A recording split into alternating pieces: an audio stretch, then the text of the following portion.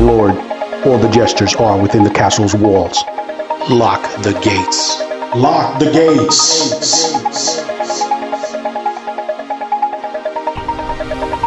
Hey, how's it going, everyone? This is Daniel. Once again, this is Analyze This, the podcast that talks about whatever we want to talk about. With me, I have my brother, John. John, go ahead and introduce yourself. Good morning. I feel like I'm just going to have a weird intro every time. Every time you do what you want to do, man. It's fine. It's fine. If you want to start singing like a Barney song, go ahead. It doesn't matter. I gotta keep it. I gotta keep some stuff in the clip, and they'll be interested to keep looking at us. We're going to talk about rags to riches, and hopefully that's going to be the entire subject of this episode. A lot has happened in the world. You can read about it in the news. So let's go and talk about rags to riches. And I think on the first episode, on the pilot, I talked a little bit about what being rich is. And I mentioned that rich could be different from one person to another. If you're making $25,000 a year and you're living happy, then you're rich. That's fine. You don't have to have $1 million or $10 million in the account to consider yourself rich. My mother-in-law uses the word "I'm blessed," and I like that. It's like, yeah, I'm blessed. However little, however much I have, I'm happy, I'm blessed. It's fine. So the line for rich gets pushed every time you get to it. So, for example, today you're making $25,000 a year, and you're like, oh, I want more. Next year you want to make $35,000, and that's fine. So that I'm rich moves, and I know $25,000 doesn't make a lot of people. That's not rich, But not everybody makes $250,000 a year. So that's why I'm using. I was gonna say to your first point, to some people that 25,000 is mega millions. It all depends where you're at. Exactly, and that's why I just go with a low number. And I know that if you look at a lot of rap videos and talk shows that talk about entrepreneurships and money and things like that, they're constantly saying like, ooh, you have to make $1,000 a day, you have to make $250,000 a year, you have to make this. And like, you make whatever you want to make and be happy. If $25,000 does not make you happy, then make 35. If that does not make you happy, then make 100. That's just move that line. You know what I'm saying? I remember watching what are these? I don't use any social media or anything. I can't tell you the last time I've actually listened to music. With me putting it on, like I don't have it on my phone. I feel like a lot of these stuff brainwash you into thinking a certain lifestyle is what you have to reach, and I feel like that's a lot of what you're saying in another way. Where folks look at what someone else has and says, "Ooh, I don't have that, so I'm missing on something." But I forget which one of these celebrities it was. I can't remember who it was, but it's so funny to me what they said. And they were like, hey, giving advice of how they became so rich. And they're like, your first million is the hardest to make. So start with the second million. And people were like, what does that mean? And he's like, I don't know, I was trolling, I just made it up, but it sounded really good, right? So it's like, you make someone, you just gotta sound mysterious and snappy, and someone's gonna assume you know what the hell you're talking about, right? So I just love when you put it that way, right? And for me personally, when we speak on the subject, obviously the usual suspects, right? Real estate, stocks, bonds, play in crypto, you can make money all those different ways, right? But how much money is enough money, right? And I when I think of this, I think back on, I'm going to go off a little on a tangent. I remember working back in Charlotte, North Carolina, and right before I left Charlotte, I was making the most money I've ever made in my career yet. Had the best credit score I ever had in my life. I had the most money in the bank I ever had. And you would look at that and say, man, that guy is wealthy, right? You can't exactly say rich. I mean, it depends where you want to put the ballpark at. It was, very low end of six figures, right? And you can easily say, I only say that for reference because in everyone's mind that, six figures, you must be rich, right?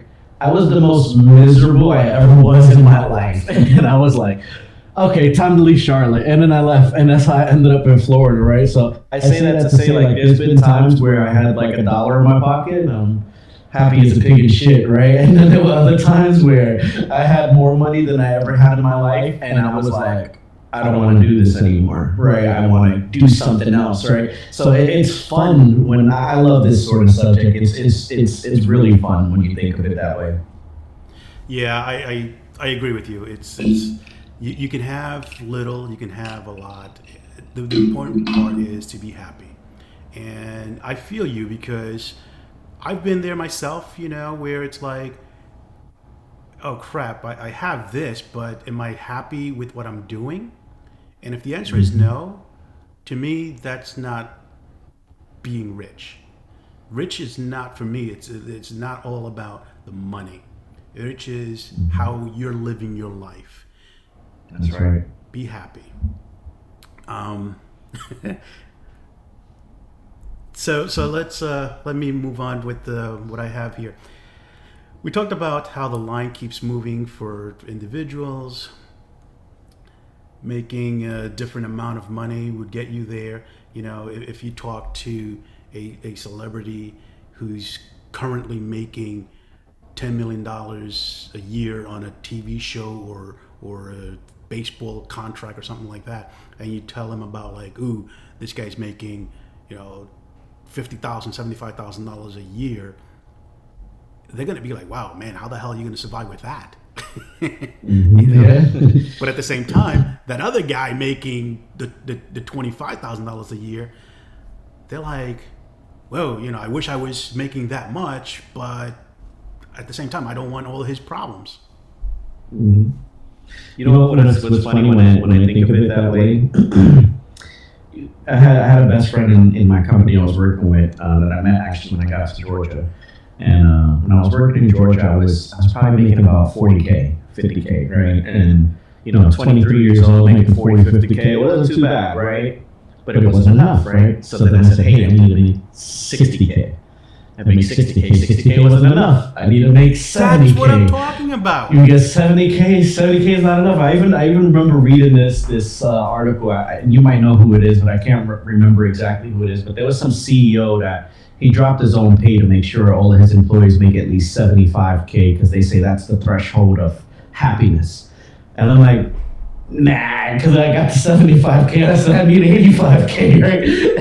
And I think it's not so much of greed, right? I'm not a material person, I'm not into greed, but you have to have, I live my life like a business, honestly, right? As long as I'm in the black, I'm okay. I don't care how much is coming in, I don't care how much is going on, as long as everything is covered. And I feel like that's the ultimate difference of how people define their wealth. Is like, am I able to go on vacation at the drop of a dime? Can I decide to not go to work today? Whatever you set as your threshold as rich or wealthy, you're gonna feel good, right? Because I got friends who never worked a day in their life and they find $500 and they're like, yeah, that's like, dude, I spent more than that on my car note, right? Like, what's up with you? So I just think it's really funny when you look at it that way.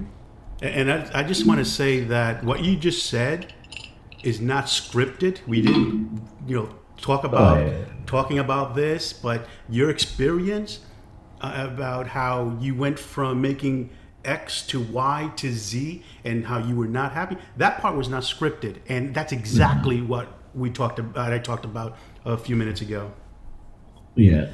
It's really funny when you look at it that way. I think the most important thing, and when you're looking at this, right?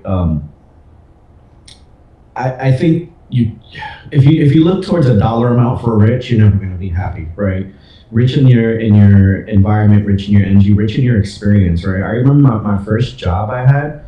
was like 13 years old, and I was hanging out in front of Dad's building, and the neighbor next door was like, "Hey, I need some help cleaning up this work site." Ended up being a synagogue on like 8th Avenue and like 12th or 15th Street, somewhere over there, that big synagogue there. Anyway, this 13-year-old helped demolish a bathroom, right? And I worked for the lady for 2 days, did 33 hours in like 2 days, and got a check for like $350, and I was like, And how old were you?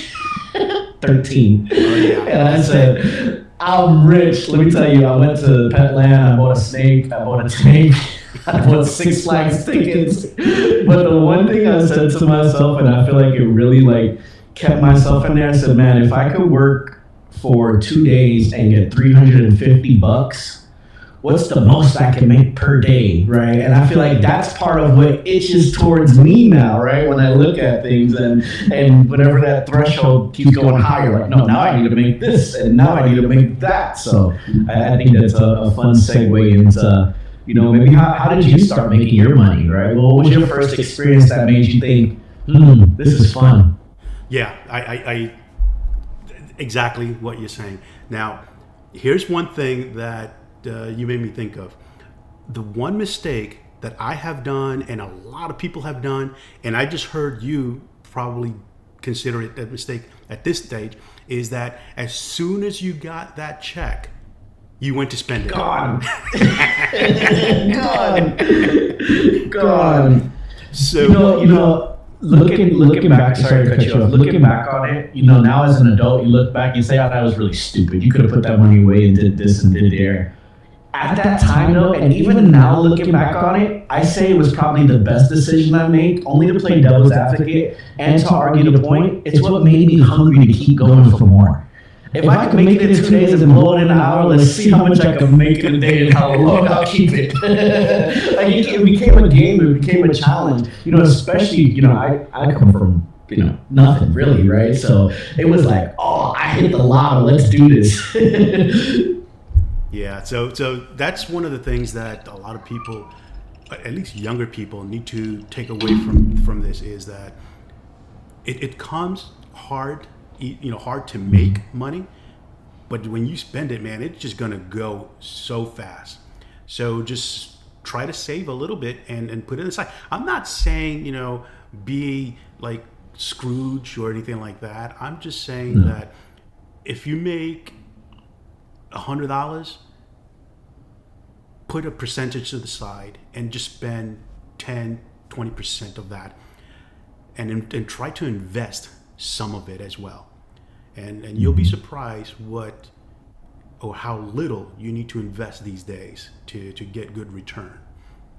And I can give you some examples of cryptocurrency investments when we get to that subject, but a few $100s can go a long way. Yeah. Imagine I would have put that $300 into Bitcoin. Oh, forget it. You were 13 back there? Did Bitcoin exist back then? I don't remember. It probably would have been like very, very infant stages or just about to launch. I tell you, if you 13, I probably was, that's like 2003, 2004. Bitcoin probably came out, what, 2007 to 10-ish, around there? I mean, did you ever hear that story of that guy that paid for pizza with Bitcoin just to try out the transaction? Yes. He paid for like 500 Bitcoin or something like that. Yeah, and it was like, back then it was like nothing. It was a few dollars. Now it's like, you know. He calculates like $500 million nearly. At least I bought a snake. I didn't buy pizza. That sucks, dude. But yeah, that's... God, can you imagine if you did that with Bitcoin back then, $300-something? Oh my God. You would have been a multimillionaire. I would have been chilling. We would have had no podcast issues. We would have been just, we would have had everything we needed. Just bingo, that's it. Yeah. State-of-the-art equipment. You know what I think is my favorite about financial subjects at all? Like, what's that? In general, any blog you read, any blog you listen to, any sort of person talking about financial advice, it's comical to me, right? And the reason why I say it's comical is because, listen, you could be an absolute, rock star in the stock market, right? Or with crypto or with anything. But at the end of the day, it's luck, right? I mean, you might do a little research to give you the confidence to say yes to it, but it's luck.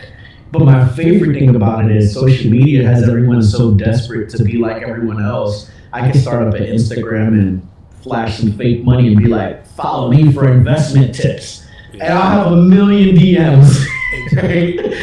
And talk absolutely nonsense, pump and dump my own stocks on these people, and I would look like the financial guru of the world. So exactly. I say that to say, how do you imagine analyze this to not be portrayed as the same? Who knows? I mean, if it gets a lot of followers and people start saying like, oh crap, I need to jump on this or jump on that, that's up to them, man. I'm like, we're just doing and saying whatever we want. We're not suggesting, recommending, or anything like that. This is just for for entertainment purpose only. If somebody makes $1 million out of something that we say, great. If somebody loses $1 million of something we say, it's like too bad. Shit sucks. Should have bought a snake. Should have bought a snake. We're not legal advisor. We're not financial advisors or anything like that. So we're just saying what we've done and what we enjoy. But there was one thing that I wanted to. The cryptocurrency. I mentioned that a few dollars goes a long way. It's like I remember years ago when I'm talking to a friend and he mentioned Dogecoin, and I'm like, what? I'm like, yeah, Dogecoin, and I'm like, okay. And Dogecoin was like I forget what it was. If it's like 8 digits, it was like at like 701 number on it at the end, and I'm like, okay, let me put $100 on that, and then like every 3-4 months, I remember it's like, oh yeah, I got this Dogecoin. Let me put $10 on it. That's awesome. So the point is that small few $100 investment, like it times itself, and yep. it wasn't much, but I made a little money. Uncle Sam made a little money on tax, and everybody's happy. That's one thing. Don't forget to pay your tax on cryptocurrency. Oh yeah. No, I love that you mentioned it that way as well too, right? Because everyone thinks, oh, the only way you're gonna win in crypto is if you dump a boatload of money in there and you sit on it, and then it's chance, right? You can go outside and you can, perfect example, especially with inflation now and just overall, my family and I, we don't eat out ever. Right, we were traveling this past weekend. We stopped by Zaxby's, which is my favorite fast food restaurant, but no endorsement here. I mean, if y'all want to sponsor us, go for it. But there's none in Miami, so whenever we're on the other side of the state, we like to eat it. And I kid you not, 2 Zax snacks, right, which is a total of 6 tenders, maybe a half a pound of fries total between it, right, 2 drinks and a salad, $36. Right?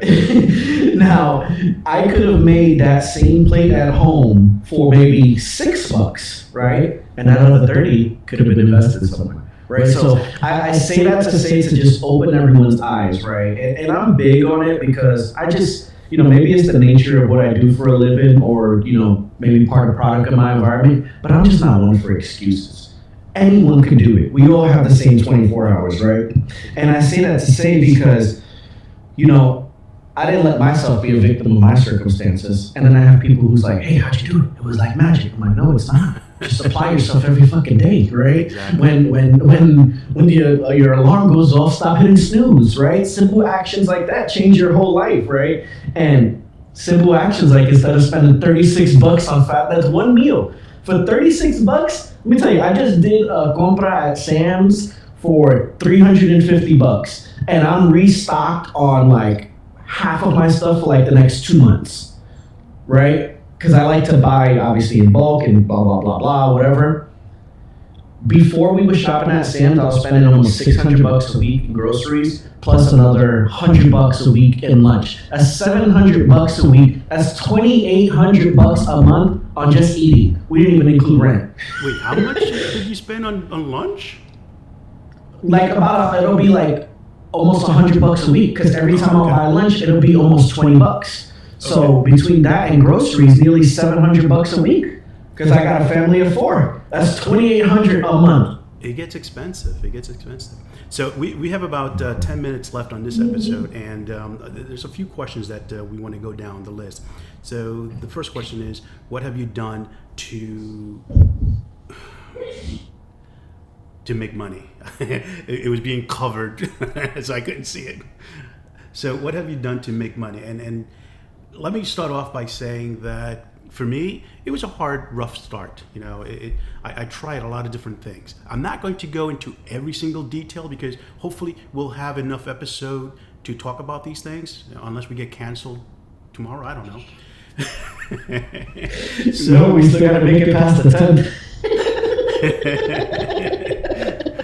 Or the 8th is the 8th, I think. Whenever that is. So I've done lots of things from the time I was a teenager. I think it was like 16, 17. I purchased my own hot dog cart. I got my own vendor's license from the city. And, nice. You know, I've been doing things like that on my own as an entrepreneur from a very young age. And that started motivating me. I went into computer consulting. I did real estate investments. You know, different type of different states and things like that. Not that the real estate investments went all well, but you know, if you're going to invest in a good place where you're not going to have the term that I'm coining now, I guess it's like slum tenants. I had tenants that like every 3 months I had to take a tenant to court just to get. That's horrible. I know. Is that building you have had up a PA? Yes. That sucks. I know. But we'll talk more about that one in a future episode. You know, I personally, I like stock. I like cryptocurrency and things like that because honestly, it's something that you, like you say, you take your chance, and if it works out, man, you can make good money sitting in your underwears at home. Let me ask you this, right? Some of our listeners may still be at their hot dog cart level, right? And I mean, total investment, I'm just going to spitball a number. I would say under $1,000 in that whole hot dog venture there, right? Or when I started back in the 80s, like maybe 1,500 or something like that investment. So well within, right, where you can either put that $1,500 into a stock and sit on it and wait it to happen, right? Or with that hot dog thing, you're probably clearing a couple $100 a week, right? If not on it there. So if you had the same choice, you know, let's go back to the 1980s, Daniel, right? And if you had the choice between $1,500 in a hot dog vendor, you know, entrepreneurship, or $1,500 in the stock market, what would you have done at that point? See, that's the thing. It's like, and let me add in this caveat: you don't know what you know now about the stock, so you can't say you can't. Yeah, so hindsight is always 2020, right? That's so let's say today, that's why I wanted to stop that, right? So right now, if you had the option between, you know, let's put it in current day perspective, right? Let's switch the number up to $10,000 to either start a business or $10,000 to invest in a stock. Where would you go? Not knowing the current price of the stock or where it's going to go up or down, I would have continued with the business because that was more of a sure thing. There you go. Right. And so I wanted you to say that piece on it there, right? Because there may be some individuals who's like, I got $1,500. I can invest it in this stock and maybe in 10 years it'll be worth $100,000. Or I can take this $1,000 and I can make $100,000 this year, right? Depending on how your business is, right? So, of all your ventures, which one were you the most happy with, right? And I purposely don't say, you know, where you felt the most rich or where did you feel the most happy. Yeah. Let me add to what you said in reference to like the hot dog cart back in, you know, the 80s. The good thing is I made enough to pay my car insurance and gas money as a teenager. So that was good. And at the end of the deal, I sold a hot dog cart. So it's like, that was a sure thing where I got some money back compared to not knowing where the stock is going to go. So to answer your question, what was which one did I enjoy the most? Liberty Computing Center is a computer consulting company that I had a few years ago, and I really enjoyed that because I was running the business. I had people employed in the business, and you know, I wore a lot of hats. It was like I had to make sure the payroll got done. I had to make sure that the health insurance got done, all that other stuff for myself and for the other people. You know, the thing is, if you do run a business as a person that is running the business and an executive within the organization, you have to make operator. You have to make sure that you put yourself marked down as unemployment insurance as well, because for the most thing, if you are a director, you don't get all the benefits because supposedly you get all that stock and things like that. But if you pay the insurance for unemployment insurance and things like that, if the business goes dead, you still collect unemployment insurance. A lot of people don't know that, so be very careful with that. You know, just secure yourself just in case. Yeah. So that was my favorite one. It was really enjoyable. Would I do it again? Yes. I just don't want to deal with the clients at this stage. What about yourself? No, I would definitely say, I mean, the career I'm currently at, the career I currently have, I've done it my whole adult life, right, since I was 20 years old. I would say, aside from what I do now, which is sales management, I used to work at Radio Shack, I used to work at Petland, I used to work at Burger King, right? When I look back at everything I've ever done for money, what made me the most exciting and I'm most proud to always reference back was actually in the midst of doing all those jobs. I used to, you know, when the iPhone first came out, everybody kept breaking their iPhones. So I seen a niche and I was like, hey, I'm going to get in on this. So I would buy a broken phone for like $50 on, you know, some sketchy person from Craigslist, order the part from China, wait 2 weeks, slap it all together, maybe an $80 investment and sell that phone for $300, right? And I did that a couple of times and I was like, hey, I'm feeding myself now, right? Exactly. It's working out, right? And so it was really exciting because I was using my brain, I was being hands-on and figuring stuff out, and I was doing stuff that no one else knew how to do. So it was very gratifying in the sense that, you know, that was my market that I had cornered. But then what messed me up was they came out with the iPhone 4 and it was like a nightmare to repair it. It wasn't worth it. So my, you know, to your point, the business dried up overnight, literally, right? And I had to find a new avenue. And I remember at that time, you know, when you do school sports, they always give you the box of candy to go sell, right, to fund the team.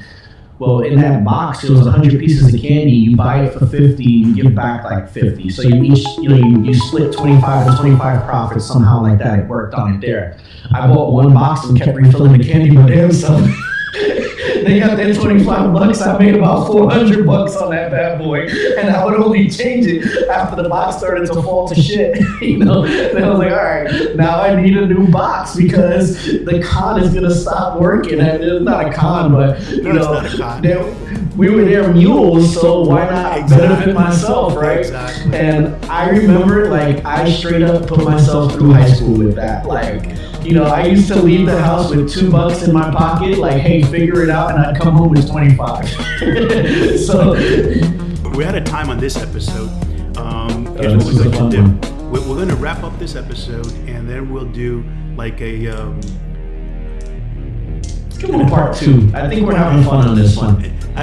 Yeah, okay. I mean, we can give a part 2. So let's wrap it up and say talk to you guys another time, and hopefully there'll be a part 2 or an after show or something in reference to what we're talking about. Yeah. I'll see you guys next time. Bye. See y'all.